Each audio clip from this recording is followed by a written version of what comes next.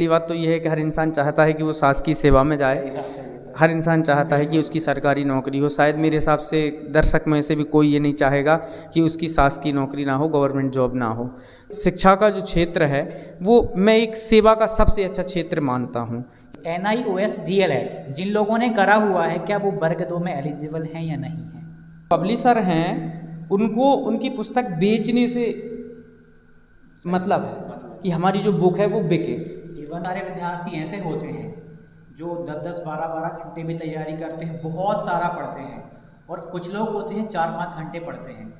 10 घंटे वाले का सिलेक्शन नहीं हो पाता, वो 4-5 घंटे पढ़ने वाले का सिलेक्शन हो जाता है। ऐसा क्या है? स्टूडेंट्स की क्या रहती है कि ये बुक्स भी खरीद ली, वो बुक्स भी खरीद ली, किसी ने बता दिया ये भी खरीद ली, खरीद के रख 1-2 दिन पढ़ी, बुक पटक ली। इनका भी अपना अलग महत्व है और सेल्फ स्टडी का भी। भगवान से प्रार्थना करूंगा कि शायद वो दौर कभी हमें देखने को ना मिले। बिल्कुल एक पूरा सिटी पूरा बंद था, शहर बंद था, गवर्नमेंट ने लॉकडाउन अनाउंस कर दिया था। एक बात करेंगे सैलरी की, अपन बात करेंगे, क्योंकि जब जॉब लग जाती है तो ये मतलब अधिकतर लोग इसीलिए तो जॉब करते हैं, हमारे पास सैलरी है, हमारा घर चले। तो इसके बारे में बताइएगा कि कैसी क्या सैलरी है? देखिए, किसी भी कार्य को करने के लिए हमें एक मन में एक जुनून होना चाहिए, कुछ भी कर गुजरने का एक साहस होना चाहिए। हमारे मन में नौकरी पाने की एक ललक होना चाहिए। करत करत अभ्यास जड़मत होती सुजान, रसरी आवत जात है और सिल पर परत निशान। नमस्ते, आशा करता हूँ कि आप स्वस्थ होंगे और अच्छे से अपनी तैयारी कर रहे होंगे। वर्ग 2 इंग्लिश लिटरेचर के लिए आप सभी ने बोला कि भैया इंटरव्यू लेकर के आइए, तो आज आपके सामने हम पेश हैं राघव भैया के साथ में, वर्ग 2 में चयनित हैं। उनसे ही हम उनके बारे में जानेंगे और इंटरव्यू को आगे बढ़ाएंगे। तो सर्वप्रथम भैया अपना परिचय दीजिएगा। इस सक्सेस क्लास के सभी दर्शकों को और फॉलोअरों को मेरा बहुत बहुत नमस्कार। मेरा नाम राघव धाकड़ है। मैं माध्यमिक शिक्षक पद पर शासकीय हाई स्कूल बागपरिया, विकासखंड वाड़ी, जिला रायसेन में पदस्थ हूँ। अभी 30 मार्च को मेरी ज्वाइनिंग हुई है। तो भैया आप ये बताइए कि एजुकेशनल क्वालिफ़िकेशन से एक बार आप बता दीजिए ताकि वो और भी अच्छे से परिचित हो पाएँ। मेरा एजुकेशन क्वालिफ़िकेशन में मेरा 12th तक स्कूलिंग में मेरा मैथ सब्जेक्ट था, मैथ साइंस सब्जेक्ट था। उसके बाद मैंने BA इंग्लिश लिटरेचर से किया, उसके बाद मैंने DED किया, उसके बाद मेरा MA है इंग्लिश लिटरेचर से, PG DCA है। बिल्कुल, इसमें एक प्रश्न आपसे पूछना चाहता हूँ कि हम इंटरव्यू को और भी आगे लेके जाएं कि मतलब आप ना इससे पहले टीचर बनने से पहले आप किस कार्य में संलग्न थे, आप क्या करते थे? मेरी नियुक्ति होने से पहले मैं वैसे शिक्षा विभाग में ही था, लेकिन अतिथि शिक्षक जो कॉन्ट्रैक्ट बेस पर जो गेस्ट टीचर की मध्य प्रदेश शासन में जो व्यवस्था है जिसको अतिथि शिक्षक बोलते हैं, अतिथि शिक्षक के पद पर मैं 2017-18 से शिक्षा विभाग में ही कार्यरत था, अतिथि शिक्षक के पद पर।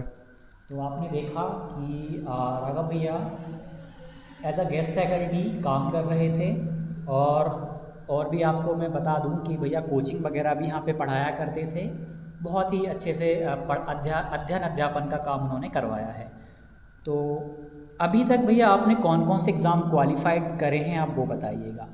अभी इस एग्ज़ाम से पहले मैंने रेलवे रिक्वायरमेंट RRB का एग्ज़ाम क्वालिफाइड किया हुआ था, MP पटवारी भी किया हुआ था, MP SI भी किया हुआ था, और वन रक्षक का एग्ज़ाम भी क्वालिफाइड किया हुआ था। ठीक है, और ये बताइए कि मतलब टीचिंग लाइन मतलब थोड़ा सा डिफरेंट है और अच्छी भी मानी जाती है, तो टीचिंग में लोग क्यों आए?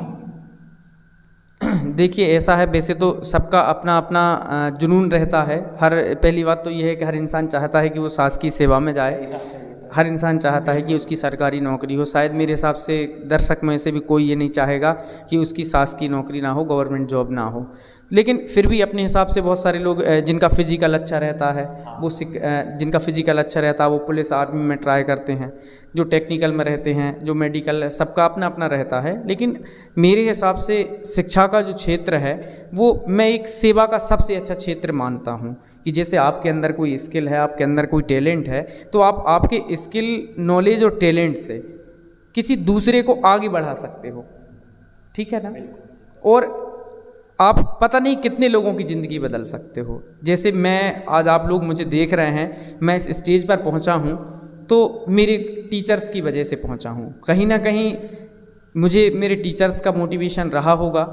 मैंने कभी सोचा भी नहीं था भविष्य में कि मैं शिक्षा के क्षेत्र में जाऊंगा, और शिक्षा के क्षेत्र में जाने का, बल्कि कभी मैंने सोचा भी नहीं था कि मैं शिक्षा के क्षेत्र में शासकीय सेवा में भी आ जाऊंगा। लेकिन कहीं ना कहीं प्रेरणा रही है अपने टीचर्स की। उन टीचर्स के मोटिवेशन की वजह से ही मैं इस मुकाम तक पहुंचा हूं। इसका मेरा जो श्रेय है वो मेरे शिक्षक गुरुजनों को ही जाता है। और कहीं ना कहीं हमें हमारे जीवन में एक कोई गुरु, एक मार्गदर्शक, एक मोटिवेटर जिसको हमें फॉलो करना चाहिए, लेकिन आंख बंद करके किसी को भी फॉलो नहीं करना चाहिए। हमें, मेरे जो गुरु जो रहे वो प्रैक्टिकली रहे। उन्होंने, जब हम पढ़ते थे, चाहे स्कूल का समय हो चाहे कॉलेज का समय हो, उस टाइम पे जो टीचर्स हमें जो रहे, उन टीचर्स ने हमें जो बताया और हमने उसको फॉलो भी किया। जाहिर सी बात है, टीचर्स सभी को एक समान मानते हैं, लेकिन टीचर्स का हर स्टूडेंट तो सक्सेस नहीं हो पाता, बहुत कम लोग सक्सेस हो पाते हैं। तो वो कम लोग सक्सेस क्यों होते हैं? क्योंकि वो कहीं ना कहीं उनके टीचर्स को 100% फॉलो करते हैं। बिल्कुल, ये तो है। और अभी हम बुक्स के बारे में आएंगे, बुक्स के बारे में जानेंगे कि आप कौन सी पुस्तकों को फॉलो करेंगे, कि तो आपका इंग्लिश लिटरेचर का एग्ज़ाम लगभग निकल ही जाएगा। उस पर भी हम विस्तार से बात करने वाले हैं। एक प्रश्न बार बार पूछा गया है, देखिए मुझे इस प्रश्न का आंसर देने में थोड़ा सा संशय था, मुझे 100% श्योर नहीं था, लेकिन देखा जाए तो राघव भैया को बहुत ही अच्छा नॉलेज रहता है इन चीज़ों का। तो उनसे ही पूछते हैं कि भैया आप ये बताइए, NIOS DLED जिन लोगों ने करा हुआ है, क्या वो वर्ग 2 में एलिजिबल हैं या नहीं है? देखिए, मैं थोड़ी सी एक लीक से हटके जानकारी आपको देना चाहूँगा। लीक से हटके नहीं कह सकते, क्योंकि हम शिक्षा विभाग में हैं। तो क्या रहता है कि जो BEd और DED जो शैक्षणिक जो डिग्रियां होती हैं, ठीक है ना, जो एजुकेशन जिनसे हम जो NCTE जो संस्था है, national council for teaching education, क्या रहता है, NCTE से जो अप्रूव्ड कॉलेज रहते हैं, उन कॉलेज से हम, उन अप्रूव्ड कॉलेज से कोई हम डिग्री करते हैं, चाहे वो BEd हो, DED हो, और MEd होता है, फिर DLED होता है। DED का जो पुराना नाम था वो आजकल DLED हो गया, उसको एलिमेंट्री एजुकेशन बोला गया है, ठीक है ना। और BEd हो गया। अब इंटीग्रेटेड प्रोग्राम भी आजकल गवर्नमेंट ने चलने लगी हैं, BA BEd, BSc BEd, BCom BEd, ये 4 ईयर्स का इंटीग्रेटेड प्रोग्राम होता है। हालांकि उसमें स्टूडेंट का एक 1 ईयर का फ़ायदा भी हो जाता है। जैसे कोई स्टूडेंट को BA करना है, अब वो BEd करेगा, 3 साल का BA हो गया, 2 साल का BEd हो गया, उसका 5 ईयर हो गया। अब इंटीग्रेटेड प्रोग्राम में क्या हो रहा है, अमित, की 1 साल बच रहा है, स्टूडेंट का 1 ईयर का इसमें जो है वो बच जाता है। तो जैसे 3 साल का उसका BA, 2 साल का BEd, 5 होगा। लेकिन जो इंटीग्रेटेड प्रोग्राम है वो 4 ईयर्स का होता है, स्टूडेंट में उसका 1 साल बच जाता है। तो जो NCTE से जो अप्रूव्ड कॉलेज रहते हैं, जिनसे हम BEd, DED या DLED करते हैं, तो अब NIOS क्या है, national institute of open schooling, ये भारत शासन के शिक्षा मंत्रालय, आजकल पहले मिनिस्ट्री ऑफ HRD था उसका नाम, आजकल उसको केंद्रीय शिक्षा मंत्रालय कर दिया गया है, उसका एक संगठन है NIOS, national institute of open schooling. तो NIOS ने क्या हुआ था कि कुछ समय पहले 2012-13 से पहले एक रिपोर्ट थी, उस रिपोर्ट को पेश किया गया था। उसमें रिपोर्ट में ये सर्वे हुआ था कि जो मोस्टली जो स्कूल में जो टीचर्स पढ़ा रहे हैं वो अनट्रेंड है, नॉन ट्रेंड हैं, वो स्किल्ड नहीं है। प्राइवेट स्कूल्स में जो टीचर्स हैं वो नॉन स्किल्ड हैं, नॉन डिप्लोमा मतलब BEd DED वाले हैं, वो लोग एजुकेशन प्राइवेट स्कूल्स में जो पढ़ा रहे हैं तो उनकी गुणवत्ता ठीक नहीं है। तो ऐसा करके फिर सेंट्रल गवर्नमेंट ने उस चीज़ को अपने मैनिफेस्टो में था या नहीं था वो तो मेरे को ध्यान नहीं है थोड़ा सा, लेकिन उसको गवर्नमेंट ने मुख्य धारा में लाके फिर जो अनट्रेंड टीचर थे उनको NIOS से DLED करवाया था, diploma in elementary education. Diploma सबको पता है शॉर्ट होता है, एलिमेंट्री का मतलब होता है प्रारंभिक और एजुकेशन का मतलब होता है शिक्षा। डिप्लोमा इन एलिमेंट्री एजुकेशन, प्रारंभिक शिक्षा में डिप्लोमा, प्रारंभिक शिक्षा में डिप्लोमा। तो अब ये जो DLED था ये NIOS ने कराया था। इसमें एक छोटी सी कमी ये थी कि ये जो DLED था ना वो 18 महीने का था, और जो हम DED करते हैं NCTE से अप्रूव्ड कॉलेज से या MP बोर्ड से जो होता है तो वो होता है 2 साल का, और ये 18 महीने का था, ठीक है ना। तो इसको ऐसा अनुमान लगाया गया था कि इसको वैलिड नहीं है। बहुत सारे लोगों के मन में ये संशय रहता है कि इसकी कोई मान्यता नहीं है, ये तो सिर्फ वन टाइम के लिए ट्रेनिंग प्रोग्राम था। एक्चुअल में था वो वन टाइम के लिए ही, लेकिन फिर क्या हुआ, गवर्नमेंट इसको देखा कि गवर्नमेंट फिर इसको सबसे पहले NIOS को बिहार गवर्नमेंट ने, बिहार सरकार ने जो NIOS से जो DLED किया था उनको शासकीय सेवा में लिया था। फिर उसके बाद शायद केंद्रीय शिक्षा मंत्रालय ने एक नोटिफिकेशन इशू कर दिया था, तो फिर उसमें फिर सभी को लिया गया है। और मैं दर्शकों को बता दे रहा हूं कि NIOS से जिन लोगों ने DLED किया हुआ है उनकी जो DLED है वो पूर्णतः वैध है। और शासकीय सेवाओं में भी मेरे साथ कई लोग जो मेरे साथ जो भर्ती हुए हैं वो भी कई लोग NIOS से DLED था उनका, और उनकी शासकीय सेवा है MP गवर्नमेंट में। अब अदर स्टेट में बिहार का मुझे कन्फर्म है, बिहार में लिया हुआ है, MP का भी कन्फर्म है। अब अदर स्टेट का ज़्यादा आइडिया नहीं है, वैसे है कन्फर्म कि वो वैलिड है NIOS का जो है। तो दर्शकों को मैं बता दे रहा हूँ, उनके उस संशय को वो दूर कर लें कि जो NIOS का DLED है वो पूर्णतः वैलिड है, वैध है। इस चीज़ को छोड़ करके तैयारी करें। हाँ, इस चीज़ को दिमाग से, देखो एक चीज़ है, इस चीज़ को दिमाग से बिल्कुल लोड ना लें कि हमारा जो DLED है वो वैलिड नहीं है, हमारा सिलेक्शन होगा कि नहीं। तो इस चीज़ को आज बिल्कुल क्लियर कर लें कि जो NIOS का DLED है वो फुली वैलिड है। राघव भैया, अभी हम बात करेंगे ग्रामर बुक और फिर हम बुक ऐप पे आएंगे। तो ग्रामर के लिए कौन सी पुस्तकें पढ़ें कि अच्छा कर पाएँ? देखिए, ग्रामर के लिए भी आजकल का एक समय की एक कमी कहें उसको, या आधुनिकता की दौड़ कहें, एक कंपटीशन का जो दौर चल रहा है, कंपटीशन बहुत है, तो हर चीज़ में कंपटीशन है। आजकल अपन देखते हैं पब्लिशरों की झड़ी लगी पड़ी हुई है, यानी हर पब्लिशर की अपनी अपनी एक बुक है, एक किताब है। अब उनको जो पब्लिशर हैं उनको उनकी पुस्तक बेचने से मतलब है कि हमारी जो बुक है वो बिके। अब उनको कंटेंट से मतलब नहीं है कि हमारी बुक के अंदर जो कंटेंट है वो कितना यूज़फुल है, कितना इजी है, बुक की जो लैंग्वेज है वो कितनी अच्छी है, स्टूडेंट उसको कवर कर पा रहे हैं, नहीं कर पा रहे हैं। उस पब्लिशर को अपनी बुक्स की कॉपीज़ बेचने से मतलब है, ना कि उसके कंटेंट से मतलब है। तो मेरा कहने का मतलब ये है कि बुक्स में मैं किसी पब्लिशर के अगेंस्ट में भी नहीं जाना चाहता और फेवर में भी नहीं हूँ। मेरा जो खुद का अनुभव है कि बुक से तैयारी ना करके आप अपनी खुद के नोट्स प्रिपेयर करें, खुद के नोट्स प्रिपेयर करें, अथेंटिक नोट प्रिपेयर करें। आप मैंने जो किसी एक पर्टिकुलर बुक से कभी नहीं पढ़ा, मैं कभी, मेरी एक छोटी सी आदत ये है कि मैं पब्लिशर से बहुत कम सेटिस्फाइड होता हूँ। मैं एक पब्लिशर ने यदि दे दिया तो फिर मैं दूसरे पब्लिशर में उसको क्रॉस वेरीफाई करूँगा। अब वो क्रॉस वेरीफाई यदि नहीं हो रहा तो फिर मेरे मन में ये लग जाता है कि यार ये मैच क्यों नहीं हुआ डेटा।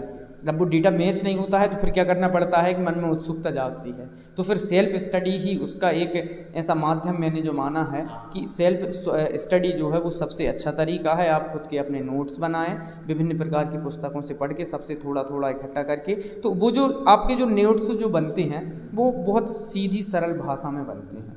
तो आजकल मैंने राघव भैया एक चीज़ देखी हुई है कि बहुत सारे विद्यार्थी ऐसे होते हैं जो 10-10, 12-12 घंटे में तैयारी करते हैं, बहुत सारा पढ़ते हैं, और कुछ लोग होते हैं 4-5 घंटे पढ़ते हैं।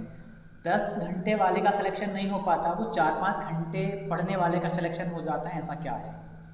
देखिए, ये तो एक कहावत आपने सुनी होगी कि हाथी के दांत देखने के और खाने के और, तो और होता भी है कि हाथी के जो दांत, हमें बड़े बड़े जो दांत दिखते हैं, एक्चुअल में वो उसके दिखाने वाले दांत होते हैं, और वो जो खाना खाता है वास्तव में वो जो दांत हैं वो अलग होते हैं। तो देखिए, ज़रूरी नहीं कि हम 10 घंटे 12 घंटे पढ़ें तो हमारा सिलेक्शन हो, और हम 4 घंटे पढ़ें उसका ना हो। मायने ये रखता है कि हम पढ़ क्या रहे हैं, कितना पढ़ रहे हैं, कितने घंटे पढ़ रहे हैं, वो मायने नहीं रखता। मायने रखता है मेरे हिसाब से कि हम पढ़ क्या रहे हैं, हमारा कंटेंट मायने रखता है। हम जो पढ़ रहे हैं वो कंटेंट कितना अच्छा है, कितना हमने उसको प्रिपेयर किया हुआ है। क्योंकि स्टूडेंट्स की क्या रहती है कि ये बुक्स भी खरीद ली, वो बुक्स भी खरीद ली, किसी ने बता दिया ये भी खरीद ली, खरीद के रख 1-2 दिन पढ़ी, बुक पटक ली। तो उससे अच्छा है कि हम अपना खुद का नोट्स तैयार करें, उससे अध्ययन करें।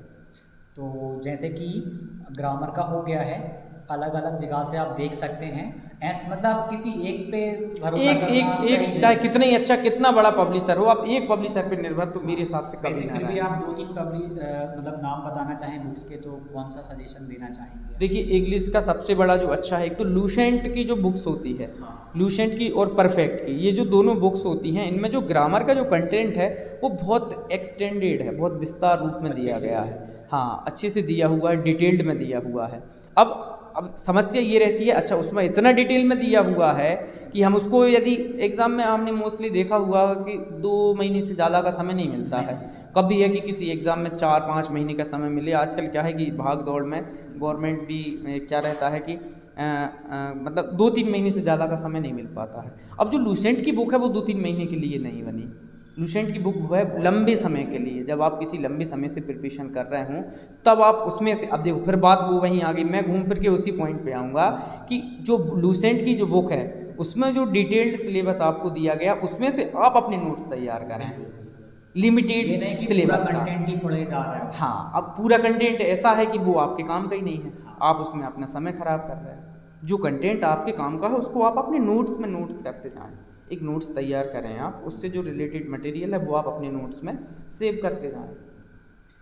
और बुकैब की बात करें, आजकल तो बुकैब का पोर्शन भी काफ़ी बढ़ गया है, बुकैबलरी ज़्यादा नंबर की पूछे जाने लगी है, तो याद करना थोड़ा सा डिफ़िकल्ट होता जा रहा है, तो कैसे इसको करें हम कि अच्छे से हो जाए ये? देखिए, वोकाबलरी को जहाँ तक मेरा अनुभव है कि शायद वोकाबलरी को याद तो नहीं रखा जा सकता। तो उसके लिए मैं दर्शकों से ये कहना चाहूँगा कि आप इंग्लिश न्यूज़पेपर पढ़ें, इंग्लिश कंटेंट पढ़ें, इंग्लिश की मोस्टली बुक्स पढ़ें। सबसे अच्छा तरीका है इंग्लिश का वोकैबलरी कैच करने के लिए, जो मैंने अनुभव किया है, आप अंग्रेजी का न्यूज़पेपर पढ़ें। इंग्लिश के जो न्यूज़पेपर आते हैं उनको पढ़ें। इंग्लिश के न्यूज़पेपर का जो आपका जो रीडिंग का जो एक्सरसाइज होगा वो वोकैबलरी के सबसे बड़ा प्लस पॉइंट होता है। आप वोकैबलरी को ईजिली कैच कर सकते हैं। तो न्यूज़पेपर इसके लिए अच्छा बिल्कुल है। बिल्कुल बिल्कुल। और लुसेंट में और तो बल्कि vocabulary- इंग्लिश वोकेबलरी के नहीं, मैं तो ये मानता हूँ कि इंग्लिश के अलावा भी मेरा एक छोटा सा अनुभव है। जैसे आप किसी कॉम्पिटिशन, जाहिर सी बात है आप सभी लोग किसी न किसी प्रतियोगी परीक्षा में बैठ ही रहे होंगे, तो आप तो एक आपकी जो स्टडी है उस स्टडी के पार्ट में एक न्यूज़पेपर के हिस्से को शामिल कर लें। क्या रहता है, एक छोटी सी बात मैं आपको बता रहा हूँ, शायद आप भी मेरी बात का समर्थन करेंगे सुनने के बाद, कि जैसे हम कोई न्यूज़पेपर आज पढ़ते हैं तो जैसे कल मान के चलो कोई स्कीम्स गवर्नमेंट ने लॉन्च की, मान के चलो प्राइम मिनिस्टर ने, प्रेसिडेंट ने, आपके स्टेट के चीफ मिनिस्टर ने कोई स्कीम्स की स्टार्टिंग की, आपने उसको न्यूज़पेपर में पढ़ा और 2 महीने बाद आपका एग्ज़ाम है और उस एग्ज़ाम में वो स्कीम्स के बारे में पूछा जाता है कि ये स्कीम्स किस डेट को स्टार्ट की थी, किसने की थी।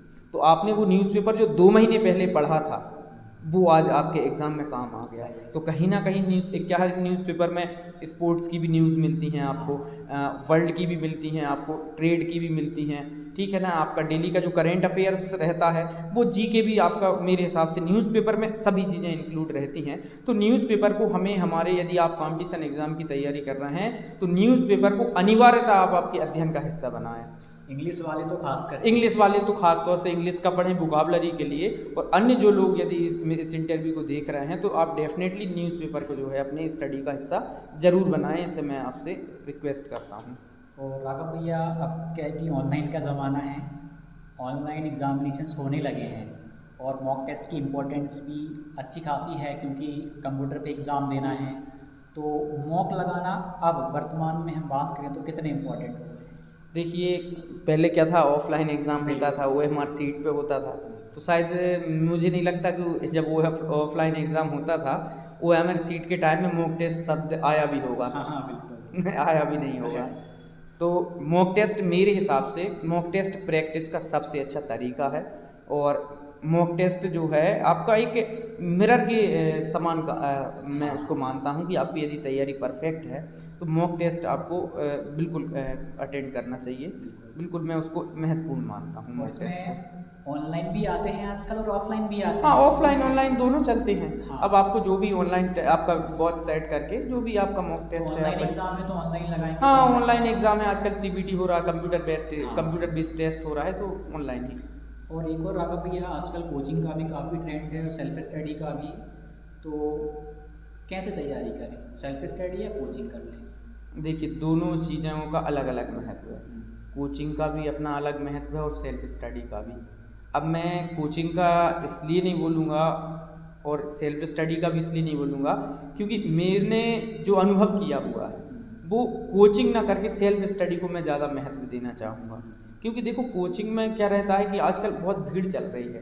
कोचिंग में भी एक क्या कर रहा है, कोचिंग क्या की तैयारी कर रहा है, IAS की, IPS की या MPSI की या फिजिक, मतलब जो भी अन्य अन्य तैयारी आप जो कर रहे हैं, तो कोचिंग में मेरे हिसाब से मैं जो सेल्फ स्टडी को ज़्यादा इम्पोर्टेंस देता हूँ कि हमें सेल्फ स्टडी पर विशेष रूप से फोकस करना चाहिए कोचिंग की बाद में, यानी सेल्फ स्टडी पहले, कोचिंग बाद में। और सेल्फ स्टडी में थोड़ा सा अपने आप पर वो विश्वास भी बढ़ता है। हाँ, आत्मविश्वास भी बढ़ता है जब हम खुद से तैयारी करते हैं। हम देखते हैं कई लोगों ने, जैसे मुझे भी UPSC का, कई लोगों ने ऐसा था कि जिन लोगों ने UPSC का एग्ज़ाम सेल्फ स्टडी से बिना कोई कोचिंग के निकाला, तो जब मैंने ये न्यूज़पेपर में पढ़ी तो मुझे भी लगा कि यार हम ऐसा क्यों नहीं कर सकते। तो ये एक प्रेरणा रहती है।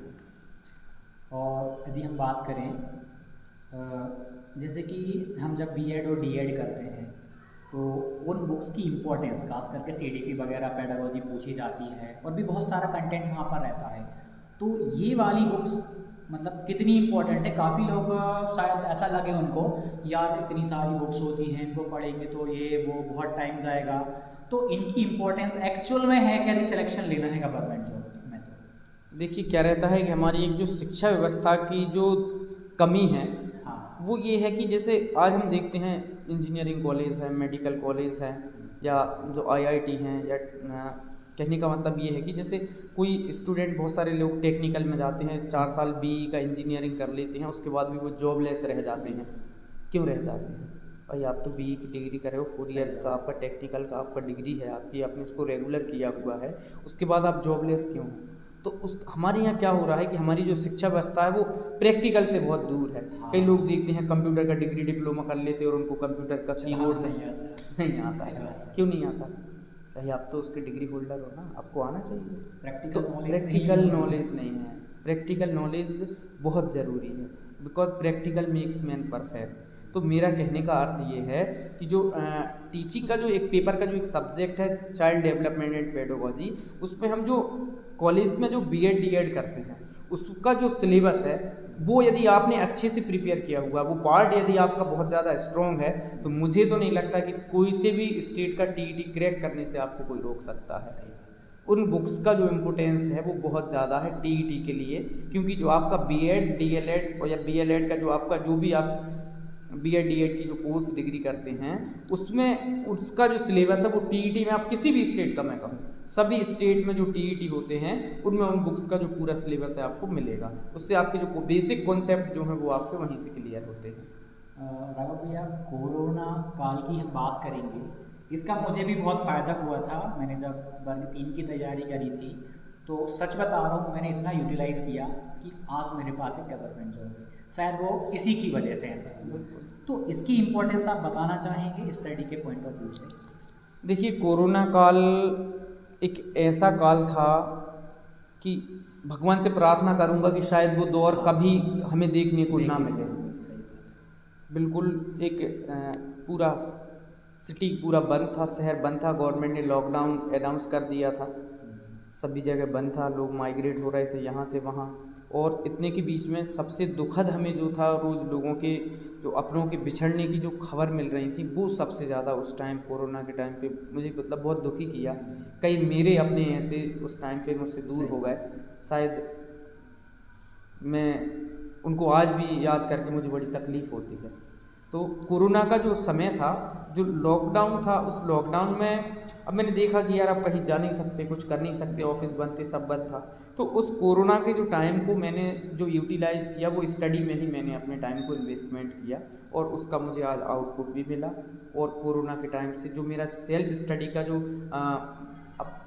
चूँकि मैं भी शिक्षा विभाग में अतिथि के पद पर व्यस्त रहता था लॉकडाउन से पहले, तो अपने नोट्स तैयार नहीं कर पा रहा था मैं कई दिनों से, वो नोट्स मेरे उस कोविड में, कोरोना काल में बन गए और उन नोट्स को ही मैंने पढ़ा, उन नोट्स से ही मैंने अच्छे से तैयारी की, जिसका मुझे ये कि आपदा को भी कई बार हमें उसमें अवसर में बदल सकते हैं। तो वो कोरोना सबसे अच्छा समय था। आप ऐसा टाइम दोबारा कभी ना आए, लेकिन अब यदि मौका मिला है, कुछ कर नहीं रहे हैं, कुछ अच्छा ही कर, तैयारी ही कर, वो भी है। राघव भैया, एक बात करेंगे सैलरी की, अपन बात करेंगे, क्योंकि जब जॉब लग जाती है तो ये मतलब अधिकतर लोग इसीलिए तो जॉब करते हैं, हमारे पास सैलरी है, हमारा घर चले। तो इसके बारे में बताइएगा कि कैसी क्या सैलरी है? सैलरी जो है, देखिए क्या रहता है कि वैसे तो सैलरी का जो पे स्केल है मैं थोड़ा सा आपको जानकारी के लिए बता दूं कि अभी मध्य प्रदेश में जो स्टेट गवर्नमेंट है, शिक्षा विभाग में अभी 7th पे कमीशन चल रहा है, ठीक है ना। जो पे कमीशन जो होता है वो सेंट्रल गवर्नमेंट डिसाइड करती है। हमें 10 साल के लिए एक पे कमीशन इस्टेब्लिश किया जाता है और वो पे कमीशन कर्मचारियों के जो वेतन है उसको तय करता है। तो अभी मध्य प्रदेश में जो है वो 7वां वेतन आयोग चल रहा है, 7th पे कमीशन चल रहा है। उस 7th पे कमीशन में अब शिक्षा विभाग में क्या हुआ था, अभी बीच में 2018 में कांग्रेस की सरकार आ गई थी, तो उसने क्या किया था कि जो नए लोगों की जो भर्ती थी उसमें प्रोविजन जो पीरियड है, परिवीक्षा अवधि, वो 3 वर्ष की कर दी है। और उस 3 वर्ष की अवधि में पहले वर्ष जो कर्मचारी को जो उसका मूल वेतन है उसका 70%, दूसरे वर्ष 80%, तीसरे वर्ष 90% और चौथे वर्ष जो 3 साल की जो परिवीक्षा अवधि है, आफ्टर 3 इयर्स प्रोविजन पीरियड, आपको 100% सैलरी मिलेगी। तो अभी जो है माध्यमिक शिक्षक के पद पर मेरा 29,700 मतलब 29,000 के आसपास मेरा जो है एनपीएस कट के, क्योंकि ओपीएस बंद हो चुका है, ओल्ड पेंशन स्कीम, अभी न्यू पेंशन स्कीम जो चल रही है। एनपीएस के बारे में थोड़ा सा बताना चाहूँगा कि एनपीएस में क्या रहता है कि कर्मचारी का जो मूल वेतन है उस मूल वेतन की 10% की राशि जो है वो काटी जाती है और उसमें 14% की राशि गवर्नमेंट में लाके एक एनपीएस का अकाउंट ओपन कर देती है। उस एनपीएस में वो जो राशि 10% मूल वेतन में से काट के 14% गवर्नमेंट उसमें कंट्रीब्यूट करती है। फिर वो जाके अपने एनपीएस के प्रान नंबर जो परमानेंट रिटायरमेंट अकाउंट नंबर होता है उसमें जमा हो जाती है, उस पर इंटरेस्ट भी मिलता है। और रिटायरमेंट के टाइम 40% जो जितना भी जो पैसा इकट्ठा होता है उसका 40% विड्रॉल हो जाता है और 60% की लाइफ टाइम के लिए पेंशन बन जाती है मंथली। तो ये है। तो अभी बेसिक पे क्या चल रहा है वर्ग 2 का? अभी बेसिक पे 22,600 है।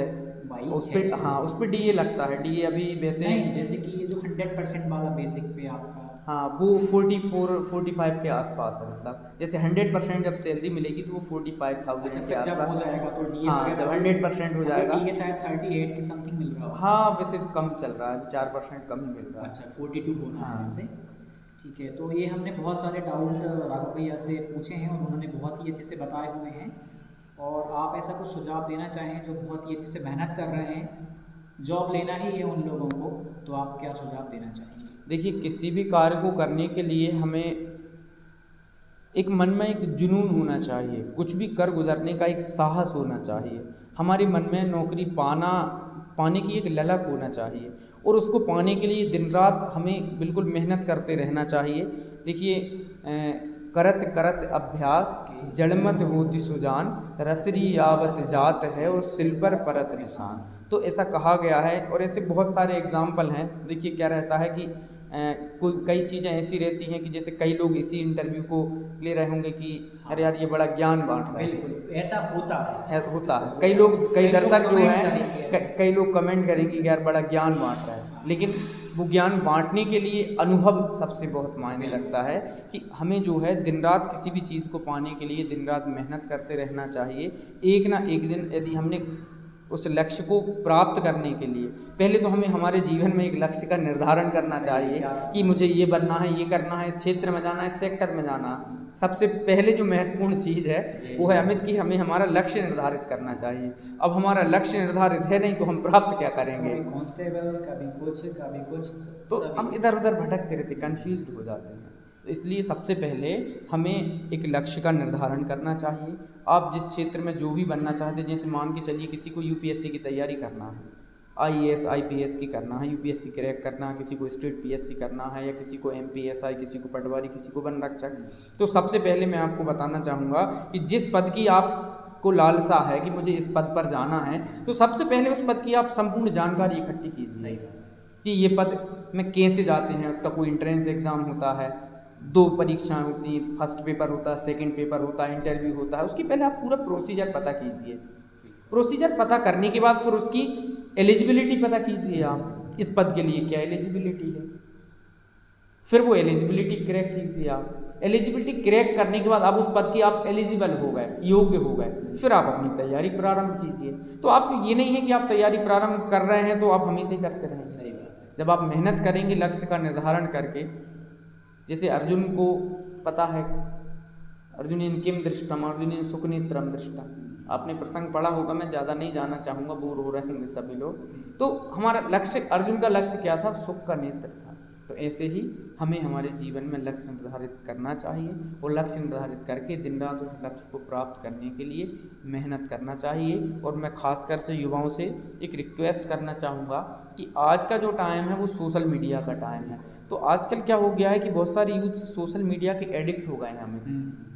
तो यदि आपको नौकरी या शासकीय सेवा में जाना है तो आपको सोशल मीडिया से बिल्कुल दूरी बनाना पड़ेगी, उस एडिक्शन से आपको बाहर आना पड़ेगा, तब जाके आप कुछ कर सकते हैं। रील्स देखने जाते हैं, एक दो देखने का मन होता है लेकिन देखते चले जाते हैं। हाँ, अब उसी रील्स का जो डेटा है वो समय है आप आपकी स्टडी में भी कन्वर्ट कर सकते हैं। प्ले स्टोर पे कई ऐसे ऐप्स, यूज़फुल ऐप्स अवेलेबल हैं जो आपकी स्टडी में आपके कहीं ना कहीं मददगार साबित हो सकते हैं।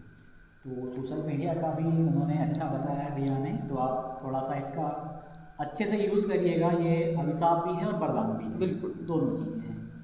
तो ये जो भी सारे प्रश्न बन रहे थे वो हमने बताया आपको, और साथ ही साथ कुछ आपके कमेंट आएंगे, डाउट आएंगे तो आप कमेंट करिएगा।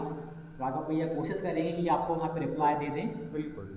और नहीं तो घर के भैया हैं, अपने ही भैया हैं, इंटरव्यू होता रहेगा, आप तक जानकारियाँ पहुँचती रहेंगी। और इंटरव्यू कैसा लगा वो भी बताइएगा, और साथ ही साथ वीडियो को लाइक कीजिएगा, सब्सक्राइब चैनल को कीजिएगा। ये लोग शेयर नहीं करते हैं, आप कुछ कहना चाहेंगे? बिल्कुल, मैं अमित भी बहुत मेहनती है और मेरा अनुज है अमित भी, उसने भी उसके जीवन में बहुत संघर्ष किया हुआ है।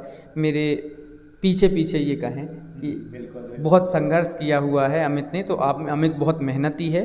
उसका जो चैनल है एस सक्सेस क्लासेज, मैं सभी से रिक्वेस्ट करूँगा चैनल को लाइक करें, सब्सक्राइब करें, वीडियो को लाइक करें, चैनल को सब्सक्राइब करें और वीडियो को बहुत ज़्यादा शेयर करें।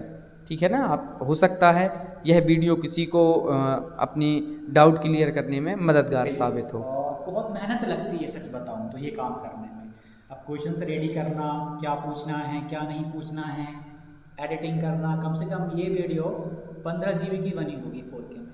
तो आप साझा करेंगे तो हमें भी अच्छा लगेगा। बिल्कुल, तो सभी का बहुत बहुत धन्यवाद। बहुत बहुत धन्यवाद।